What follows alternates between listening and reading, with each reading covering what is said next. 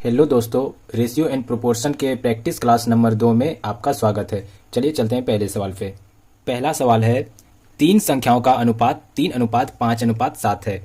तीन संख्याओं का अनुपात दिया गया है 3:5:7 दिया गया है और उनका योग 450 है और उनका योग क्या है 450 है।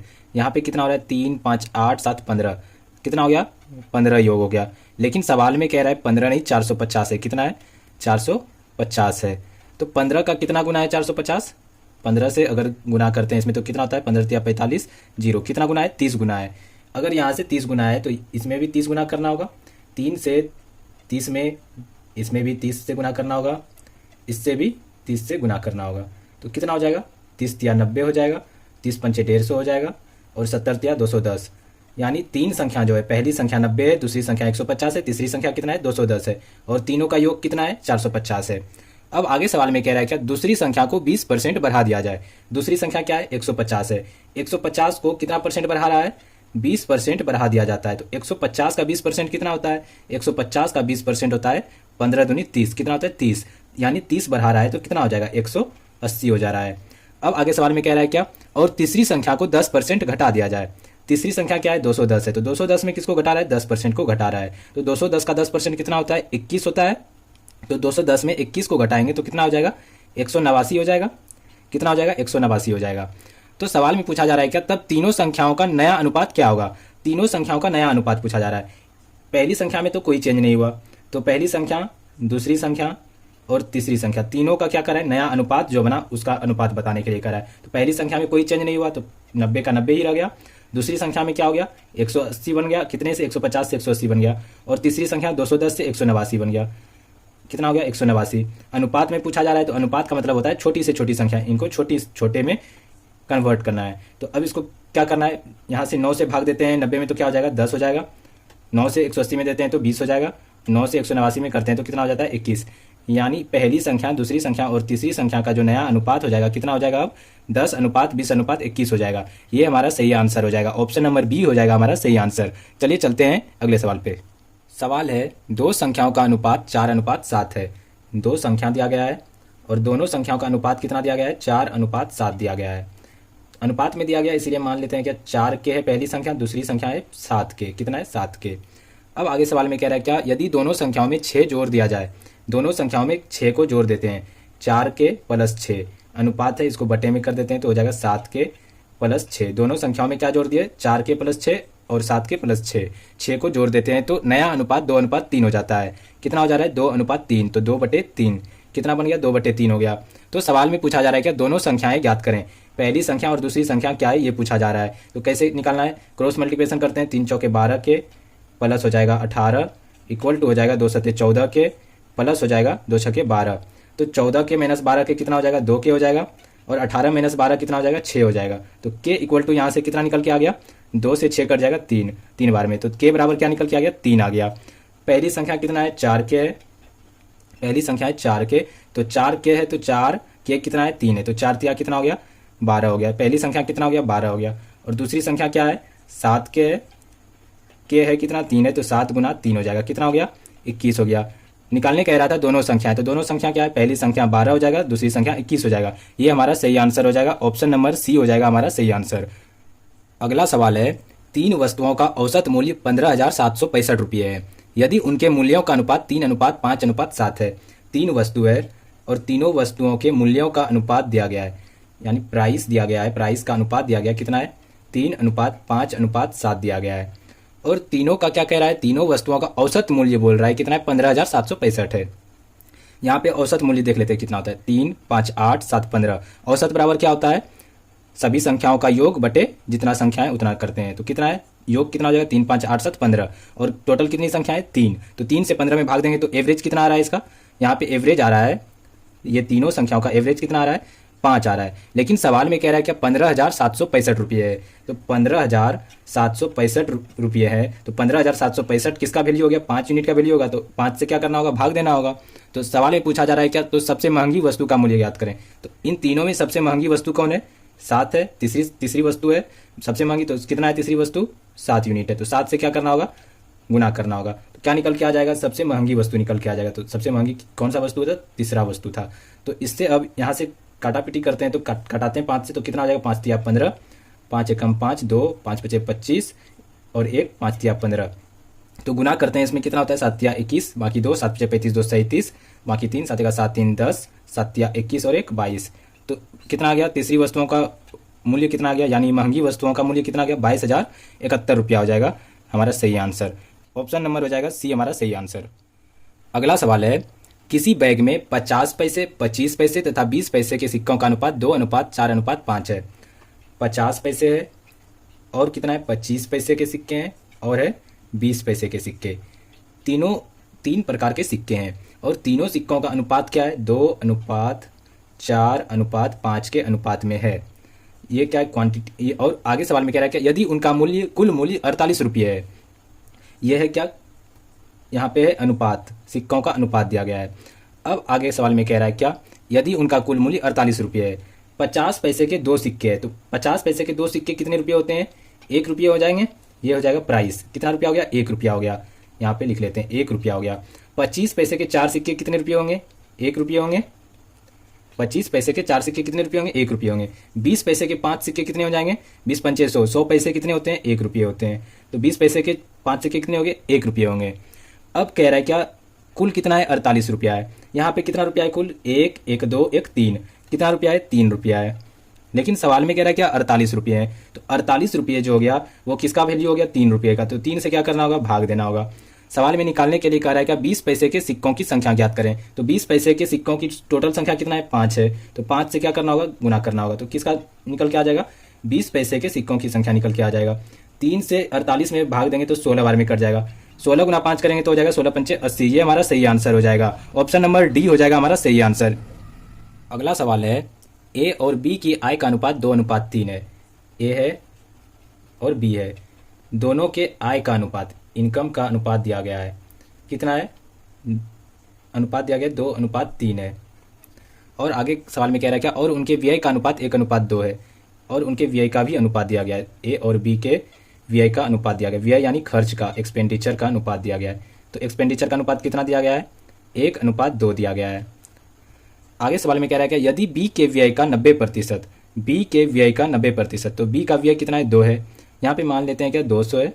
क्यों माने, क्योंकि सवाल में कह रहा है प्रतिशत, तो प्रतिशत मिलाने के लिए यहाँ पे हम 100 और 200 कर दिए। 100 और 200 किए, फिर भी रेशियो तो वही रहेगा, 1:2 ही रहेगा, कोई फर्क नहीं पड़ेगा, इसलिए हम 100 और 200 कर लिए। अब सवाल में कह रहा है कि यदि बी के व्यय का 90%, तो बी का व्यय कितना है, 200 है। तो 200 का 90%, 200 का 90% कितना हो जाएगा, 200 का 90% ए की आय के बराबर है। तो ए की आय कितना है, 2 है। ए की आय कितना है, 2 है। ए की आय का बराबर है। तो 200 का 90% कितना है, 200 का 90% कितना हो जाएगा, 90% का हो जाएगा बटे 100। यहाँ से 1 0, यहाँ से 1 0 कैंसिल, यहाँ से 1 0, यहाँ से 1 0 कैंसिल, तो कितना हो जाएगा, 20 नमा हो जाएगा 180। तो 200 का 90% कितना हो गया, 180 हो गया। तो ए का आय कितना हो गया, यहाँ से निकल के आ गया ए का आय 180। लेकिन ए का आय यहाँ पे है कितना, 2 यूनिट है। यहाँ पे है कितना, 180 रुपया आ गया। तो 2 यूनिट का वैल्यू कितना आ गया, 180 रुपया आ गया। कितना आ गया, 180 रुपया। तो 2 से कितना गुना है, 90 गुना है। तो 1 यूनिट का वैल्यू कितना आ गया, 90 आ गया। सवाल में पूछा क्या जा रहा है, तो ए और बी की बचत का अनुपात पूछा जा रहा है। ए और बी की बचत का अनुपात पूछा जा रहा है। 1 यूनिट का वैल्यू हो गया 90, तो 3 यूनिट का वैल्यू कितना हो जाएगा, 3 गुना 90 कितना हो गया, 270। अब यहाँ पे ए का इनकम कितना हो गया, 180, बी का इनकम हो गया 270। और 180 में ए खर्च कितना कर रहा है, 100 खर्च कर रहा है। और बी 270 रुपया इनकम कर रहा है, तो कितना खर्च कर रहा है, 200 खर्च कर रहा है। तो बचाएगा कितना, सेविंग कितना करेगा, सेविंग कितने का करेगा, ए और बी, ए और बी। ए 180 कमा रहा है, 100 खर्च कर रहा है, तो बचाएगा कितना, 80। बी 270 कमा रहा है, 200 खर्च कर रहा है, तो बचाएगा कितना, 70। रेशियो निकालने का आ रहा है, तो कितना हो जाएगा, 10 × 80, 10 × 70। तो उनके बचत का अनुपात कितना आ गया, 8:7 हो जाएगा। ये हमारा सही आंसर हो जाएगा। ऑप्शन नंबर ए हो जाएगा हमारा सही आंसर। चलिए चलते हैं अगले सवाल पे। अगला सवाल है, 530 रुपये को ए, बी तथा सी में इस प्रकार बांटा गया है कि 530 रुपया है, ए, बी और सी। 530 रुपये को ए, बी और सी में बांटा जा रहा है। किस प्रकार से बांटा जा रहा है, सवाल में कह रहा है क्या, ए को बी से 70 रुपये अधिक मिले, ए को बी से 70 रुपये अधिक मिले, तथा बी को सी से 80 रुपये अधिक मिले। सी से कितना, 80 रुपये अधिक मिले। मान लेते हैं क्या, सी के पास 100 रुपया है, सी से कितना अधिक मिल रहा है, बी को 80 अधिक मिल रहा है, तो ये कितना हो जाएगा 180 हो जाएगा। कितना अधिक मिल रहा है, सी से बी को 80 अधिक मिल रहा है। अब सवाल में कह रहा है क्या, बी से 70 रुपये अधिक मिले किसको, ए को। तो बी कितना है 180 है, 180 से 70 रुपये अधिक मिलेगा तो ए के पास कितना हो जाएगा 250 हो जाएगा। अब आगे सवाल में कह रहा है क्या, तो इनके भागों का अनुपात कितना है, 250 और 180, 430 और 100 कितना हो गया 530। 530 रुपये को बांट रहा है, सवाल में भी यही कह रहा है कि 530 रुपये को ही बांट रहा है। तो यहाँ से पूछ रहा है अनुपात, तो अनुपात क्या हो जाएगा, यहाँ पे 250 है, 180 है, 100 है, 250, यहाँ से एक जीरो, यहाँ से एक जीरो खत्म, यहाँ से भी एक जीरो खत्म, क्या हो गया 25:18:10। तो इनके भागों का अनुपात क्या आ गया 25:18:10 हो जाएगा हमारा सही आंसर। ऑप्शन नंबर डी हो जाएगा हमारा सही आंसर। अगला सवाल है, कुछ राशि ए, बी, सी और डी के बीच क्रमशः 5:2:4:3 के अनुपात में वितरित की गई है। ए, बी, सी और डी चारों के बीच में कुछ राशि को वितरित किया गया है, कितने के अनुपात में, 5:2:4:3 के अनुपात में वितरित किया गया है। अब आगे सवाल में कह रहा है क्या, यदि ए को सी से 1000 रुपये अधिक मिले, ए को सी से 1000 अधिक मिल रहा है, यहाँ पे कितना मिल रहा है देख लेते हैं। सी के पास 4 है, ए के पास 5 है, तो कितना अधिक मिल रहा है, ए को 1 अधिक मिल रहा है, लेकिन सवाल में कह रहा है क्या 1000 रुपये अधिक मिल रहा है, तो 1 यूनिट का वैल्यू कितना हो गया 1000 हो गया, कितना हो गया 1000 रुपया हो गया। सवाल में पूछा जा रहा है क्या बी का भाग कितना है, तो बी का भाग कितना यूनिट है 2 यूनिट है। 1 यूनिट का वैल्यू हो गया 1000, तो 2 यूनिट का वैल्यू कितना हो जाएगा 2 गुना 1000 हो जाएगा, तो 2 गुना 1000 कितना हो जाएगा 2000 हो जाएगा, तो बी का भाग कितना हो गया, बी का भाग कितना हो गया 2000 हो गया। ये हमारा सही आंसर हो जाएगा, ऑप्शन नंबर ए हो जाएगा हमारा सही आंसर। अगला सवाल है, एक परीक्षा में अमन तथा विनोद के प्राप्तांकों का अनुपात 4:5 है। अमन है और विनोद है, दोनों को एक परीक्षा में प्राप्तांक जो मिला उनका अनुपात है 4:5, कितना है 4:5 है। आगे सवाल में कह रहा है कि जबकि विनोद तथा चमन के प्राप्तांकों का अनुपात 3:2 है। विनोद और चमन, एक लड़का और है चमन, विनोद और चमन का अनुपात का कितना है, प्राप्तांकों का अनुपात कितना है 3:2 है, कितना है 3:2 है। विनोद का यहाँ पे 5 है, यहाँ पे 3 है, तो दोनों को क्या करना होगा बराबर करना होगा। बराबर करने के लिए क्या करना होगा, यहाँ 5 है यहाँ 3 है, तो इसमें 3 से गुना करते हैं, इसको 5 से गुना करते हैं, तो बराबर हो जाएगा, ये 15 हो गया, यहाँ भी 15 हो गया। इसमें 5 से गुना किया तो इसमें भी 5 से गुना करना होगा, यहाँ पे 3 से गुना किया तो इसमें भी 3 से गुना करना होगा। कितना हो गया 4 तिया 12 हो गया, यहाँ पे कितना हो गया 15 हो गया, यहाँ पे कितना हो गया 5 दूनी 10 हो गया। ये तीनों का अनुपात आ गया, क्या आ गया 12:15:10, ये तीनों का अनुपात आ गया। सवाल में कह रहा है कि अमन तथा चमन के प्राप्तांकों का अनुपात क्या है।